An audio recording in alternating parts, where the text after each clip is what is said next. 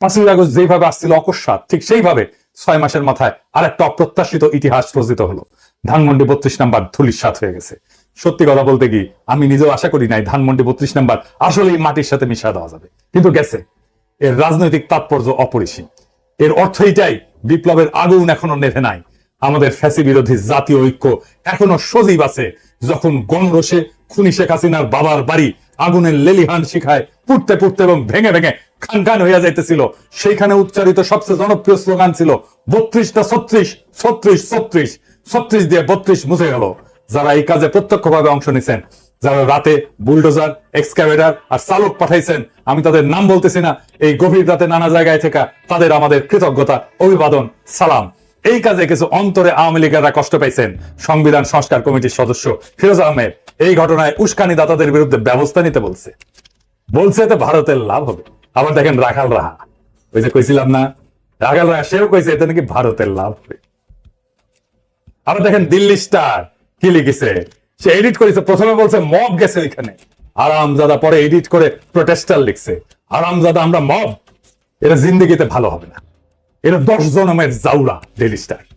এরা একই সাথে আমেরিকার ইন্ডিয়ার লেসপেন্সার দালাল। এদেরকে বাংলাদেশের মাটি থেকে এইভাবে উচ্ছেদ না করলে বাংলাদেশের কোনো মুক্তি না।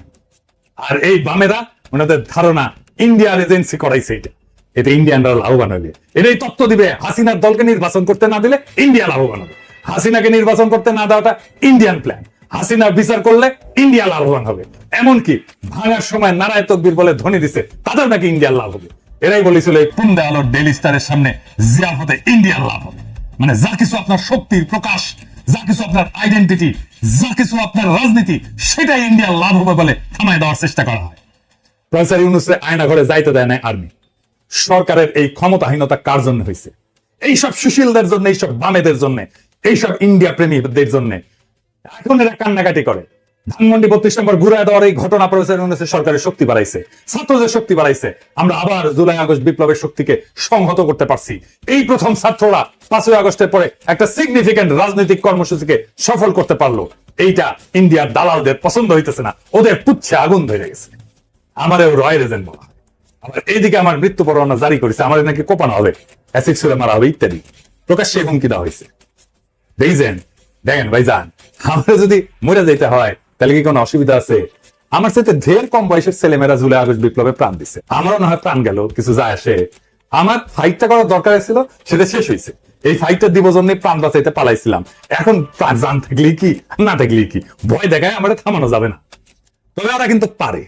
বাসন্তীর জাল পড়া ছবি যে তুলছিল না ফটোগ্রাফার আফতাব সাহেব, অনেকদিন পরে তার অ্যাপার্টমেন্টে কুপায় মারছে। মেজর বজলুল হুদার ভাগ্নিরে গাড়ি চাপা দিয়ে মারছে। শুধু তো আওয়ামী লীগ না, সাথে আছে ইন্ডিয়া। ওরা নানা শয়তানি করার চেষ্টা করবে। হাত থাকলে কিছুই করতে পারবে না, আর না থাকলে কিছু কইরা লাভ নাই, বুঝছাও। তাই ফি আমানিল্লাহ, দোয়া করবেন। এই মুহূর্তে প্রফেসর ইউনূসের সরকারের দরকার তার ক্ষমতাকে সংহত করা। বিপ্লবের শক্তি সংহত করছে তার শক্তিকে, প্রফেসর ইউনূস তার ক্ষমতাকে সংহত করবেন। ওনাকে নির্দেশনা দিতে হবে, সকল সরকারি দপ্তর থেকে মুজিবের ছবি নামায় ফেলতে হবে। সেনাপ্রধানের দপ্তর সহ আমরা দেখছি সেনাপ্রধানের দপ্তরে মুজিবের ছবি পিছনে এখনো জল করতেছে। যে আয়নাঘর ভিজিট করতে পারেন নাই প্রফেসর ইউনূস, সেই আয়নাঘরে অবিলম্বে ভিজিটে যাইতে দিতে হবে। আমাদের এক নতুন পর্যায়ে শুরু হইল। ফ্যাসিস্ট চিহ্নের মূলোৎপাটনের প্রেক্ষাপটে জুলাই গণ অভ্যুত্থানের নতুন ঘোষণা, জেগে ওঠো নতুন বাংলাদেশ। গত 16 বছর ছিল বাংলাদেশের ইতিহাসের একটা অন্ধকার অধ্যায়।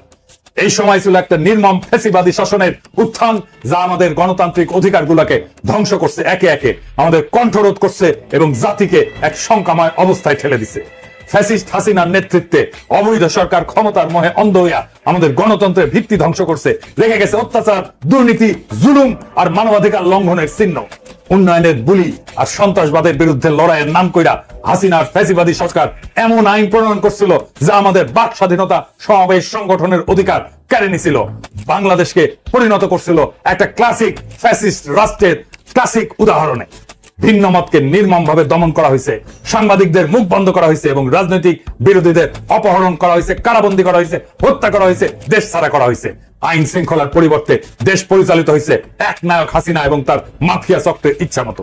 আর বিচার ব্যবস্থা পরিণত হয়েছিল প্রহসনে। তার শাসন আমলে দুর্নীতি ফুলে ফেঁপে উঠছিল, যেখানে সরকারি কর্মকর্তারা জনগণের সম্পদ লুটা নিজেদের পকেট ভরিছে, জনগণের সেবা অবহেলিত হয়েছে, অর্থনীতি স্থবির হয়ে পড়ছে এবং দারিদ্র আরো গভীর হয়েছে। অগণিত বাংলাদেশি নাগরিক তাদের জীবিকা নির্বাহী হিমশিম খাইছে। বাংলাদেশকে তৈরি করে ফেলা হয়েছিল ভারতের নয়া উপনিবেশে।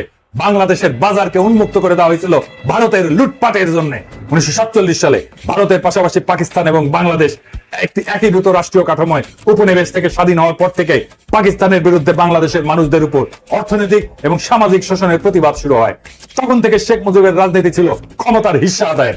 বাংলাদেশের সাধারণ মানুষদের অর্থনৈতিক এবং সামাজিক বৈষম্যের কথা মুখে বললেও শেখ মুজিব কিংবা আওয়ামী লীগ কখনোই সাধারণ মানুষের অধিকার আদায়ের রাজনীতি করে নাই। তারা সবসময় ক্ষমতা চাইছে, পাকিস্তানি কর্তৃপক্ষের বদলে নিজেরা বাংলাদেশের মানুষের উপরে শোষণ চালানোর মালিকানা চাইছে। সেই জন্য শেখ মুজিব বারবার ক্ষমতা বসতে চাইছে। 2009 সালে ক্ষমতায় আসার পর আওয়ামী লীগের ভয়ঙ্কর দানব চেহারা আবার বাইর হয়ে পড়ে। বিপুল লুটতরাজ, চুরি, ডাকাতি, বিরোধী মতের লোকদের খুন খারাপি, দর্শন, গুম সবই শুরু হয়। তাদের 16 বছরের শাসন বাংলাদেশের মানুষের উপরে ভয়াবহ গজবের মতো নাইমা আসে এক অন্ধকারের জাহেলিয়াত। এই অপশক্তির 71 বিরোধী চেহারা, গণবিরোধী রূপ এখন পরিষ্কার। আজ এই বিশেষ পরিস্থিতিতে আওয়ামী লীগকে বাংলাদেশ বিরোধী শক্তি ঘোষণা করতেছি। সকল দেশপ্রেমিক শক্তির প্রতি আহ্বান জানাচ্ছি, বাংলাদেশ বিরোধী এই দানবের অস্তিত্ব, সকল চিহ্ন, সকল প্রতীক নির্মূল করুন। যারা আওয়ামী লীগের পক্ষে দাঁড়াবে তাদের চিহ্নিত করুন, প্রতিহত করুন। বাংলাদেশের মাটিতে বাংলাদেশ বিরোধী অপশক্তি আওয়ামী লীগের জায়গা নাই। যারাই আওয়ামী লীগের পক্ষে দাঁড়াবে তাদেরকেই প্রতিরোধ করুন, প্রতিহত করুন। গণহত্যাকারী ফ্যাসিস্ট হাসিনা ও তার শাসনের যাবতীয় রাষ্ট্রযন্ত্র, বর্তমান প্রশাসন, সেনা, পুলিশ, বিভিন্ন সরকারি সংস্থায় ঘাপটি মেরে বসে থাকা দেশদ্রোহী আওয়ামী দালাল 2024-এর গণ অভ্যুত্থান নস্যাৎকারী দুর্বৃত্তদেরকে চিহ্নিত করার নিমিত্তে ট্রুথ এন্ড রিকনসিলিয়েশন কমিশন গঠন করতে হবে এবং তার মাধ্যমে সেসব অপরাধীদের বিচার এবং শাস্তি নিশ্চিত করতে হবে।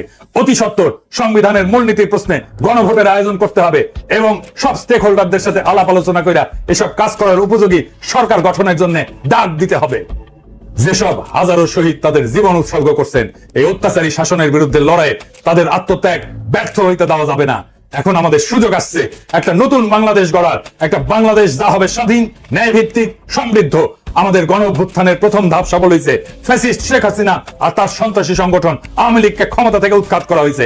বিদ্যমান সংবিধান 36 জুলাই গণ অভ্যুত্থানের মাধ্যমে শূন্যতায় পরিণত হয়েছে। এই ঘোষণাই হবে নতুন শাসন ব্যবস্থা এবং রাষ্ট্র পরিচালনার ভিত্তি। এখন দ্বিতীয় ধাপে আমাদের কাজ হইল সামাজিক ন্যায় বিচার, সাম্য এবং মানবাধিকারের ভিত্তিতে একটা নতুন দেশ গড়া।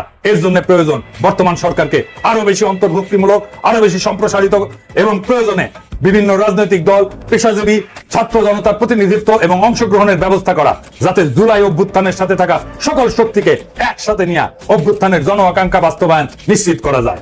সামরিক বাহিনীর উপরে অন্তর্বর্তীকালীন সরকারের পূর্ণ কর্তৃত্ব নিশ্চিত করতে হবে। ভারতপন্থী দুর্বৃত্ত জেনারেলদের সেনাবাহিনী থেকে বহিষ্কার করতে হবে। আসেন আমাদের শহীদদের স্মৃতি শ্রদ্ধার সাথে ধারণ করে এমন একটা বাংলাদেশ গড়ি যেখানে বৈষম্যহীন সমাজ ব্যবস্থা প্রতিষ্ঠিত হবে।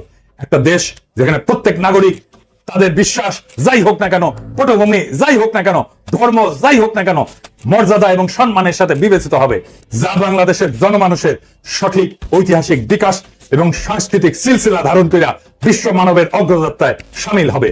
আসেন আমরা এমন একটা বাংলাদেশ গড়ি যা হবে বিশ্বের নির্যাতিত মানুষের জন্য আশার বাতিঘর। চারটা মূলনীতিতে দেশকে আবার ঐক্যবদ্ধ করি। আমাদের যার যার রাজনৈতিক লক্ষ্য যাই থাকুক না কেন, এই চারটা নীতিতে আমরা ইস্পাত কঠিন ঐক্য ধরে রাখবো। 1 নম্বর আওয়ামী বাকশালী রাজনীতি নির্মূল, 2 নম্বর ভারতীয় আধিপত্যবাদ নির্মূল, 3 এবং 4 নম্বর সাম্যের এবং ইনসাফের রাষ্ট্র প্রতিষ্ঠা। জুলাই গণ অভ্যুত্থান জিন্দাবাদ, ইনকিলাব জিন্দাবাদ।